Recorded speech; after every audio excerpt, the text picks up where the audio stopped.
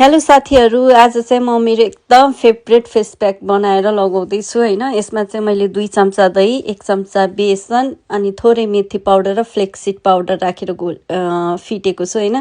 त्यस्तै गरी यसमा थोरै हनी एड गरेर मज्जाले फिट्छु है।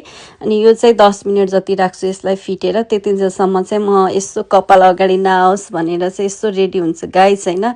रेडी भइसकेपछि चाहिँ यो बनाएर राखेको फेस प्याक चाहिँ हैन बिस्तारै सबै फेसतिर घाँटीतिर स्क्रब गर्दै लगाउँछु। अनि बाँकी भएको फेस प्याक चाहिँ सबै फेसतिर पुरै लपक्कै लगाउँछु हैन। अनि लगाइसकेपछि चाहिँ यसलाई 35 मिनेट 30 मिनेट जति राख्छु हैन। राखिसकेपछि चाहिँ यसरी चम्चाले निकाल्छु के यो सबै फेस धुँदाखेरि कस्तो लाग्छ हैन। वाउ गाइस, यस्तो सफ्ट हुन्छ नि यो फेस प्याक लगाइसकेपछि हैन। यसरी सबै चम्चाले चाहिँ निकालिसकेपछि मैले फेस धोएँ हैन। फेस धोएपछि त ओ माई गॉड आफ्नो गाला छोइरम जस्तो लाग्छ क्या।